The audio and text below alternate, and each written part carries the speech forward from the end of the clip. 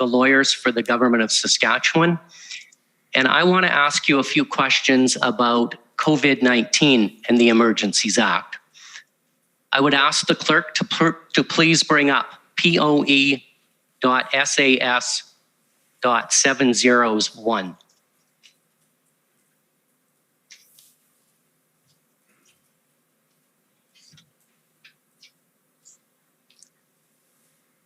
Sir, this is a letter that you sent to Premier Moe of Saskatchewan on April 8th, 2020, about COVID-19 and the Emergencies Act. And I think you talked this morning a little bit about considering and invoking the Emergencies Act to deal with the pandemic back in March and April of 2020, didn't you? Yes.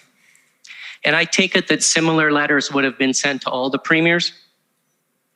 Yes. And if we can go to the top of page 2 of this letter, at the end of the first paragraph, it refers to the fact that you are formally initiating a consultation process under the Emergencies Act. That's correct, isn't it? Yes. It was a formal process. Yes. And clerk, if we could go back to the first page and the bottom of the letter, it indicates that you had already discussed the Emergencies Act with the premiers during at least 2 telephone conferences, one on March 23rd and one on April 2nd. That's correct, isn't it? Yes. And also in that same paragraph, it refers to the fact that ministers from at least 4 different departments have spoken to their provincial counterparts about whether measures under the Emergencies Act could assist in the collective efforts to deal with the pandemic. That's correct too, isn't it? Mm-hmm. Yes. And if we can go back to page 2, please.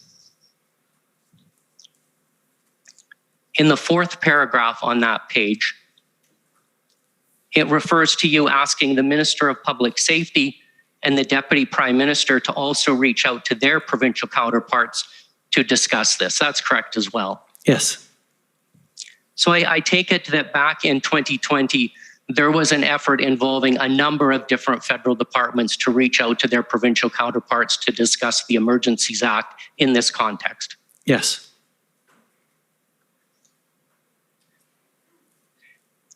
And if we look at the end of that paragraph, I take it that there was a plan that you were going to convene another telephone conference with the premiers to discuss this topic further, correct?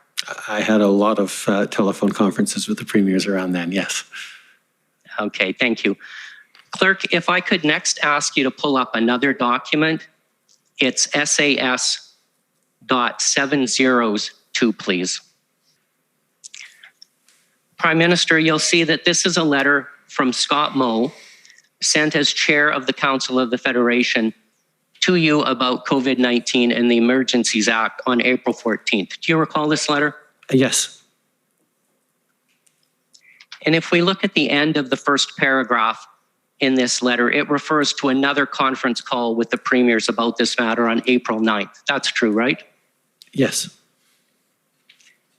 And in Premier Moe's letter, he shared with you the opinion of the premiers that it was neither necessary nor advisable to invoke the Emergencies Act at this time. That's correct, isn't it? Yep. And that's what you heard at the conference call on April 9th, correct? Yes. And as a result, the Emergencies Act was not ever invoked by your government to deal with the COVID-19 pandemic, was it? That is correct. And that except in so much as the most recent use of the Emergencies Act was linked to the COVID pandemic, at least indirectly. Okay, understood.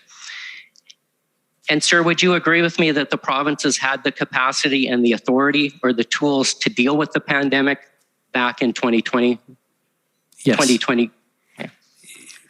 Yes. And the provinces were dealing with it. I think your words this morning were they had it under control.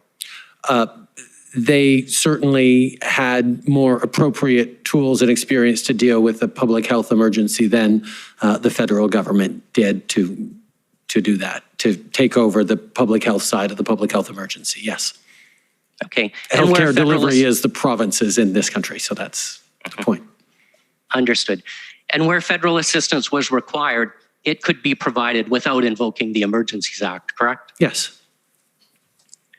Now, Prime Minister, we've already heard today a lot about the consultation with the provinces in February of this year, in particular on the morning of February 14th.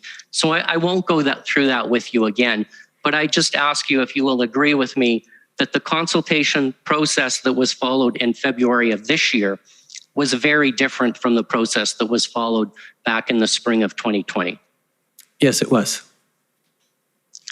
Thank you, sir. Those are all of my questions. If I'm allowed to elaborate as to why they were different? Absolutely, Prime Minister. The Emergencies Act isn't a monolithic act. It actually has many different categories and types of emergencies within it.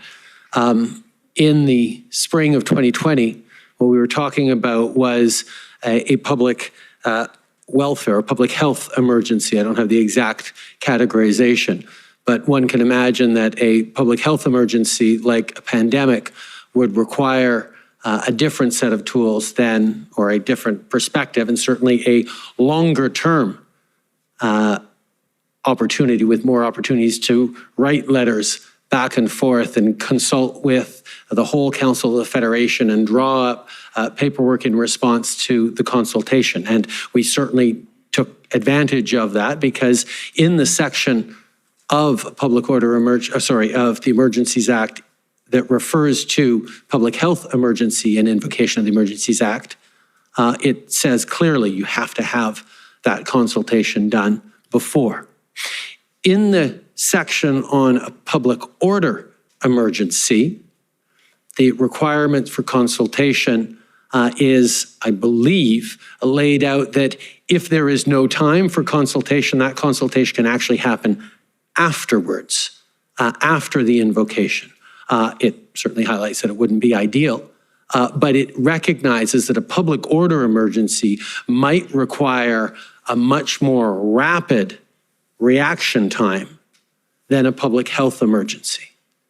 And the fact that we were looking at two different parts of the same Emergencies Act, I think goes a long way towards explaining why we were able to do an extensive consultation, even though, as I'd said from the outset, I wasn't leaning towards, it wasn't our intention to invoke a Emergencies Act around the public health, but we wanted to do the consultation because people were concerned that we look at all tools to deal with this pandemic, and we did.